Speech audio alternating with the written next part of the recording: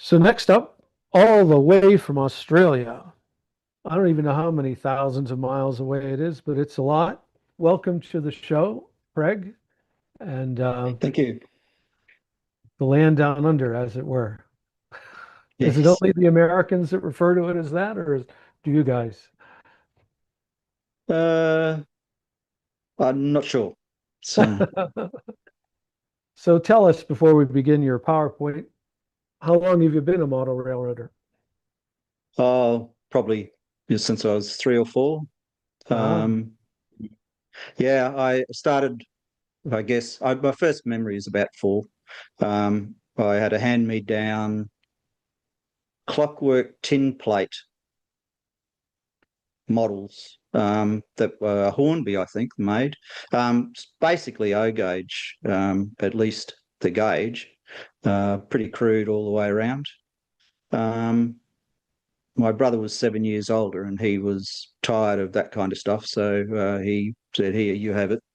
And it kept me amused. But also at 4, I was lucky enough to have my first footplate ride because my grandfather's next door neighbour was the A-Link driver for a mail train between Brisbane and Gympie, where we lived. So I went to meet my grandfather. Was coming back from somewhere, and the driver said, "Come on up." Um, so so that was not too bad. And then after that, I had a few more footplate rides over the years with him. But my first major influence, I think, was again my brother's involvement. The father of one of his mates was had a magnificent layout under his house. He was also the organiser of the Brisbane Model Railway Show. This was in the 60s. It was American outline, and the first thing I couldn't believe was the level of detail. The Also the weight compared to the crying Hornby plastic stuff, and the running of them. Such fine runners, nice metal wheels versus the plastic wheels on Hornby. So I putted along with HO until we got married and we went to the UK for an extended working honeymoon, 3 or 4 years. When I joined the model railway, well, I was invited to join the model railway club and started in 2 millimeter fine scale, which I did for about 20 years.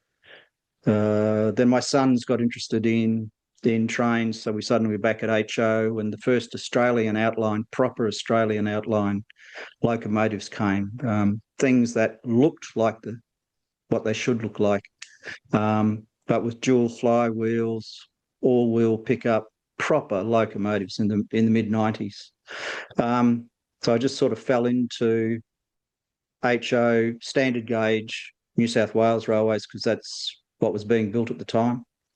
Now Queensland Railways you can get ready to run Queensland Railways, which is 3 foot 6 inch gauge, but I'm not staying in HO. I'm moving on to O gauge, or O scale, I should say.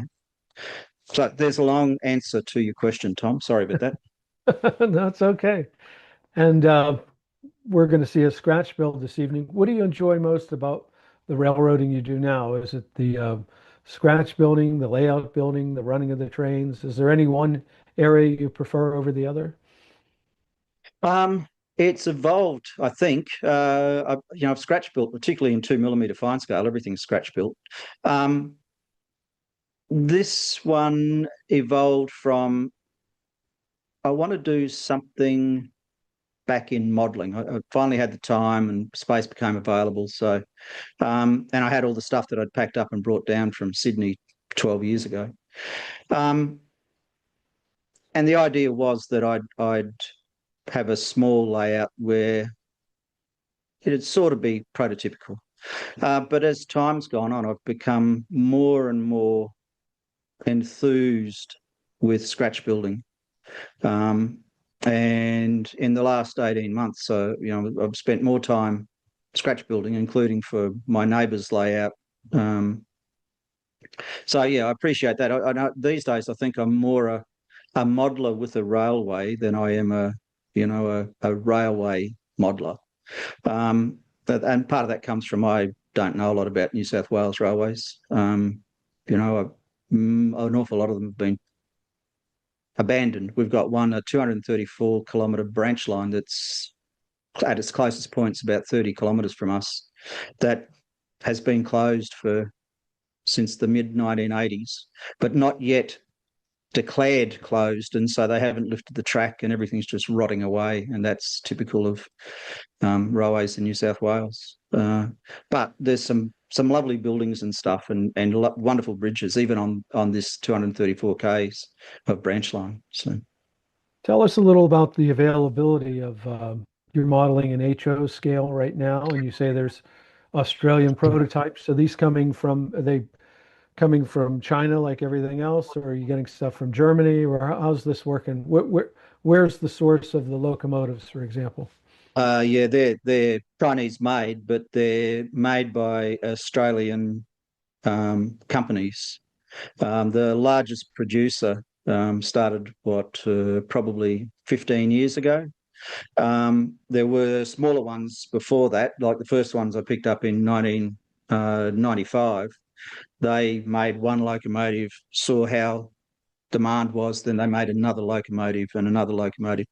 The guys who came in about a decade later went in with this idea: we're going to provide a lot for the market immediately. So they started on rolling stock, building kits, locomotives, and every year they extend that range to the point where they're rerunning things. Since the 2000s, Australian railways have gone from being state-owned, or really the 1990s, from state-owned to privately owned. And so the liveries change almost weekly in some places. So people just collect locomotives, the one class of locomotive, but of every livery possible. Uh, I'm not a bit of a traditionalist. So I like New South Wales state railways livery. So I've gone back to 1980 as my modelling time. Now, it seems to me that the hobby is alive and well in Australia. That it's still a Yeah. very popular. We know, for example, in Great Britain and Germany, it's still very strong. And there's always this debate in the US whether we're hobby shrinking or growing. Depends who you talk to, but it's safe to say the hobby's doing very well down there in Australia. Is that correct? Yes. In fact, one of the biggest modelling or railway model exhibitions was on about 2 or 3 weeks ago in Sydney, called the Great Model Train Show or whatever. And that often has international guests to come and run workshops, etc. Sometime in the 80s, Malcolm Furlow came out. I was in Sydney at the time, and he ran a number of clinics on his landscaping techniques. I didn't attend this year, so I don't know who was their lead speaker. But they've had to extend they've had to find a bigger venue. Another of the very large ones always has been the Brisbane Hobby Show, which runs over 3 days and occupies. We used to occupy the cattle pavilion at the exhibition grounds in Brisbane. They moved it to an airport hangar this year. And the NMRA, I think, is also a significant player in building and maintaining interest in model railways. There's also, finally, I think, one of the things that was always difficult until this last 10, 15 years was getting access to information. So there are many more books available, a lot more research being done by people who can write well and understand both the modeller's requirements and the historian's requirements. I think they're key. So I think it's good. But the issue, I think, the same as for around the world, is I think the hobby is dominated by people of an earlier generation. But some of the Australian-based Facebook pages, for example. There's an awful lot of young contributors, but they've got a different view, I think, of what they want from the hobby and how they're going to participate in the hobby. And DCC is a huge one there, but also then the computerization of everything else. Yeah, I 3D remember a printing, for mate of example. mine. Sorry. 3D printing, for example. Yeah, yes. There's a guy, a young 15-year-old who's got his own business on. He's gone for a market. He's identified that people want these little articles, and he's building a business from it. And for him, I think it's more the challenge of making 3D give that item than he wants to model them himself. So. Um, Well, that's great. I think it'd be wonderful if we could get them. We used to have a couple Australians on the show last year. One of them unfortunately passed away. But it'd be great if you could tell your friends about us, and we'd love to see their layouts, their work, get a little international flair to this. yes. So, Yep. Well, well, and start with my neighbour. He's an yeah, operations man. well, let's get that going. So I'm sort of building the structures for him, and I'm learning more about operations. So Well, let's begin with your PowerPoint and your scratch build. Your scratch build is a corrugated metal goods shed. I think it's right behind you. Is that photo correct or that's no? right. Yeah, yeah. I thought, oh, well, might as well give it a little more time. All right, it's all yours now. Thank you very much. So if we can skip to the next slide, please, Phil. Um, as I've sort of already outlined, I've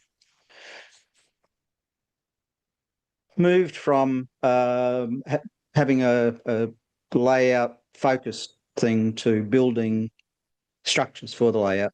But the layout is inspired by the track arrangements at the terminus and the junction of a short branch from the main line in central New South Wales. And the subject of this presentation is construction of two models of this goods shed, and I'll explain later why. The layout I mentioned is nominally set in 1980, just prior to significant change for the state-based railway system. The shed that I'm modelling was actually demolished in the 1970s. Next slide. I think I want to give a brief history of the line because that especially influenced the design and the construction of structures along the line, including this goods shed. The branch opened in 1923, which is fairly late in branch building for New South Wales, and it closed in 1978. It was a short branch of 16 miles and had 3 intermediate stations along the line. But it's sort of well known because the Railways Commissioner opposed the building of the branch for years because he said it just wouldn't generate the income even to pay for its operating costs. Anyway, he was forced by an Act of Parliament. So he sort of didn't give up entirely. So the line was built of old rail, used rail. There was no ballast, so it's called a pioneer line. He set 25-mile-per-hour speed limit with these wicked 5-chain curves that sort of went up and down as well, and a ruling grade of 1 in 25. He contracted for the lowest cost, smallest buildings in the railway's inventory to be built. And there was little or no other infrastructure along the line. For example, there's no line side fencing. The bridges were timber trestles, very lightweight, and any other under track stuff was minimal. And already by 1928, infrastructure, whatever there was beginning to be removed, and that started with the turntable and the engine facilities at the terminus. Despite all of that, the tracks are still in place, and a heritage-based railway, or a heritage railway, is actually based at the terminus. And I think, ironically, they've been given a grant by the New South Wales government to upgrade the the track work and the track alignment across an 8 kilometre length, which is between the terminus and the remains of the first of the intermediate stations. Next slide. This is the track arrangement when the branch opened in 1923, and this is really where I started with what I'm going to build on the layout. The blue box sort of approximates the area that inspired the junction station on the layout. And the key attraction for me was the use of single slips off the main line and into the yard, because I think they're great space savers on a model. So it gave me an opportunity to have less point work and a little more straight track work. And also, I like the general layout of the structures. They fitted my vision for how can I make the terminus a coherent scene, a picture almost, if you want. Next slide. And this is how it looks these days. Well, it's the way it's looked for the last 40 years, actually. The things to note are the branch line running parallel to the main lines, and it continued to run parallel with the main lines for about 1 kilometre or so before turning sharply to the left and heading towards the first of the intermediate stations. The yard crane is still in place. An interesting thing and again, the Railways Commissioner getting his own back, that yard crane and the one at the terminus are 2.5-tonne cranes, and they were specially made because New South Wales Railways standard crane is a 5-tonne capacity. And the shed was located just closer to the camera from the yard crane. Next slide. So having chosen the inspiration, I then started looking for photos of the prototype and found 3 in private collections held by the Heritage Railway. And I must mention, I've written to them and asked for permission to use the photos, and I've received, yes, you'll get written permission, but I haven't yet it in my hand. But I didn't want the whole photos. I just wanted those photos that had enough shed in them that I could glean some information. So this photo is taken from 1963. The 3 photos show the ends and the railside wall, but I could find no photos of the roadside wall. And I guess railway photographers in the 50s, 60s, 70s weren't interested in the non-railway side of things, but also probably the cost of film and developing and all the other bits and pieces that run into photography. The other thing to note is that it's a through shed. As in the track that runs through the shed, which I think makes for an interesting model. And also in terms of layout planning, the through shed takes up less landscape, if you want, certainly space on the layout than a line side shed, and the shed itself is close to the front edge of the layout, so it was kind of good to do that.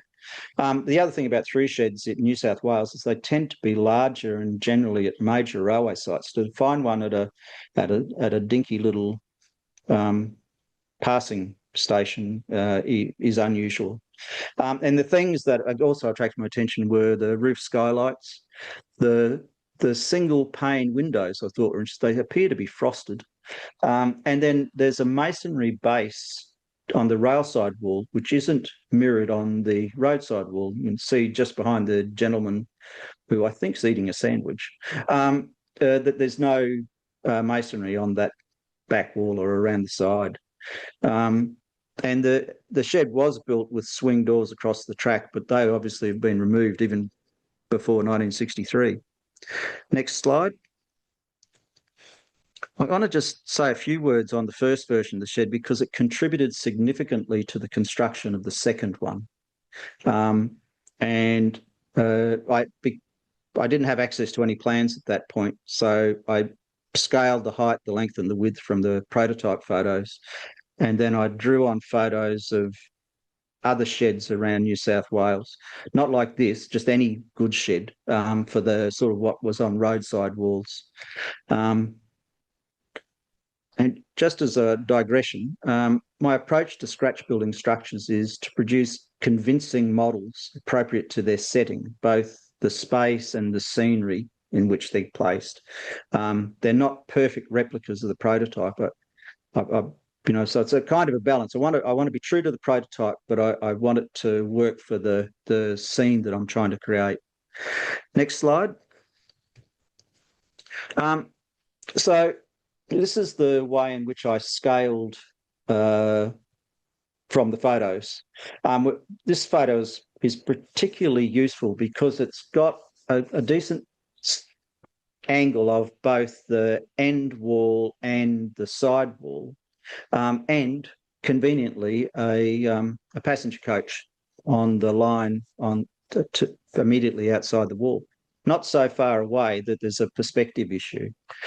So calculating sort of the height of the shed wall was a relatively easy task of measuring the distance from the rail height to the top of the wall, which I took to be the fascia board, top of the fascia, and then measuring the distance between the top of the coach and the rail top, dividing B into A, and then multiplying it by the model that I have of that type of coach, to end up with the wall height in millimetres.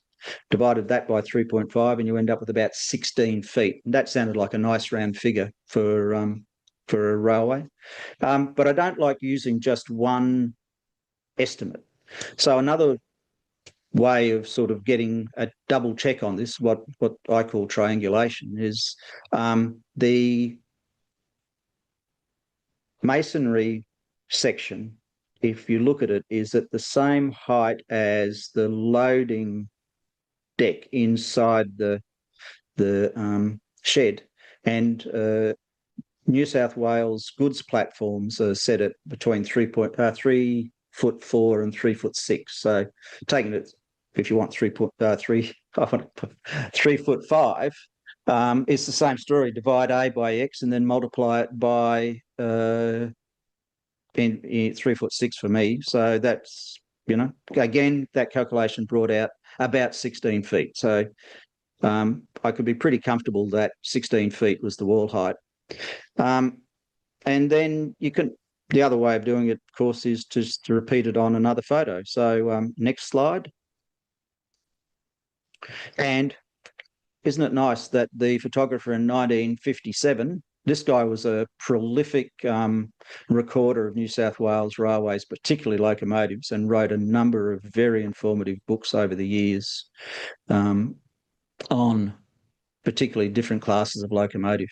But conveniently, he's taken a photo at the other end and the whole of the coach is in. So knowing that that coach is about 50 feet long, allowing for perspective, the shed's probably in the region of 50 to say 54 feet.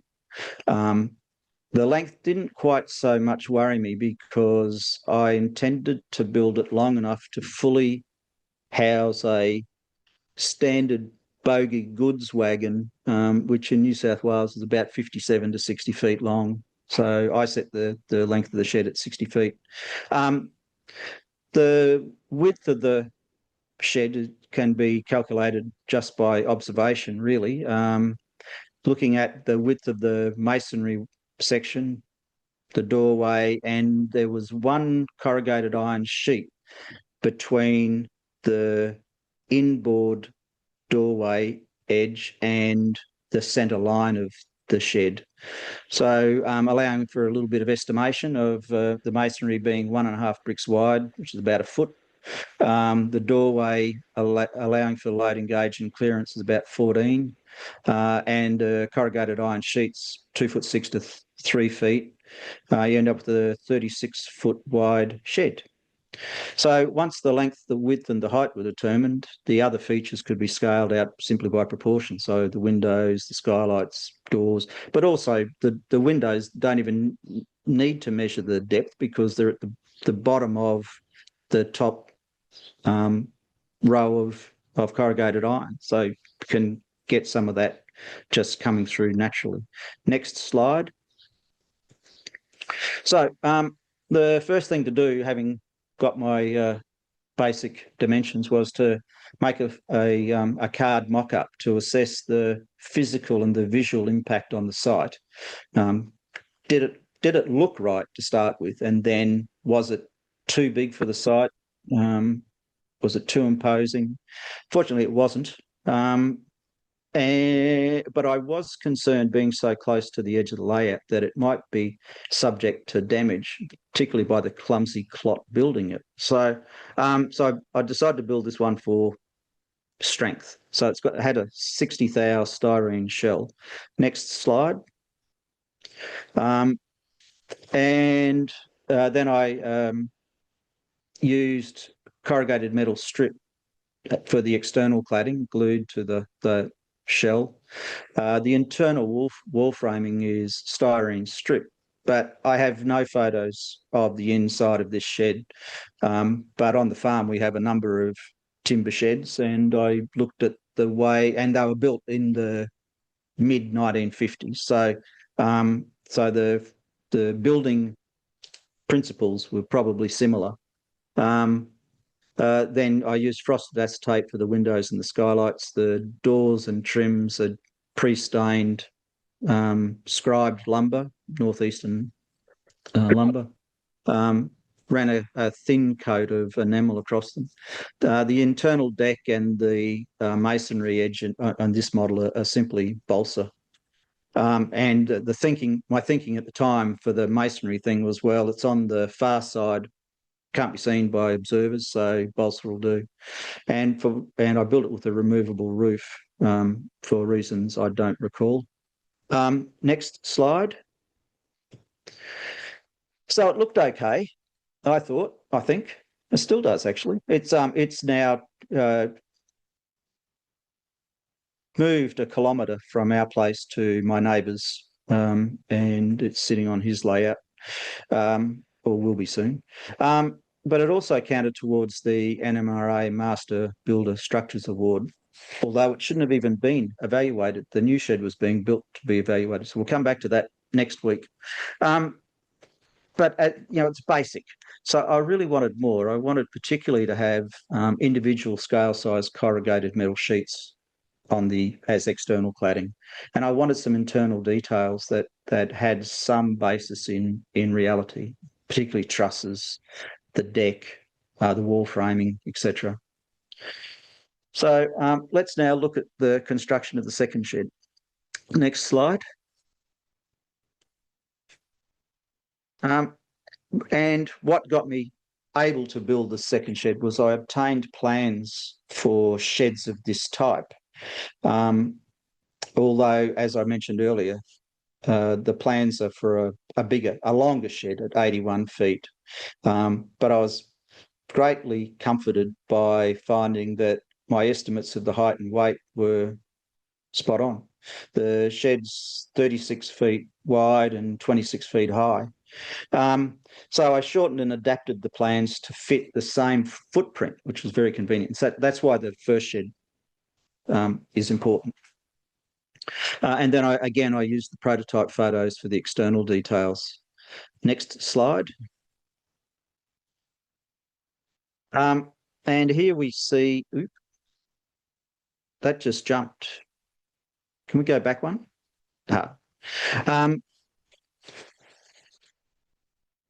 It didn't jump, did it? It was me. Sorry about that. Next slide. So there's fairly standard materials, all commercially available, corrugated wall strip. The first shed was built with stuff I could source from an Australian organisation. And when I went to get more of it, they said, yeah, sure, but you have to buy a 12-foot by 12-foot square, not scale, piece. And that's like about 400 lifetimes of corrugated sheets, and even in HO. So I then sourced northeastern stuff for the corrugated metal, and their lumber, which is just their lumber's just great. I'm not so keen about their metal. Um, and Before I started, I stained all the lumber with a dilute solution of India ink and IPA. Next slide. I began by making the roof trusses with the lumber. I try to use jigs whenever I can, because for me they're the only way to get consistent size and shape from multiple copies of a thing, and particularly for roofs, because that's the bit that we tend to look or see on most models. So next slide. This is all pretty conventional stuff. The door and window openings were marked on the plain side of the styrene sheet. And this obviously is going to be the side that's covered with corrugated metal sheets. The reason I'm using corrugated metal sheet, the styrene, is so I've got corrugation on the inside, because I didn't trust using just frame and lumber framing and corrugated metal for a shed sitting so close to the edge of the layout. And then I just scored out everything using the score and snap procedure, which gives nice sharp corners and straight bound borders. And there's only the one thing that the plan showed for me. On the roadside wall, the office window was slightly lower than the other windows on it. Next slide.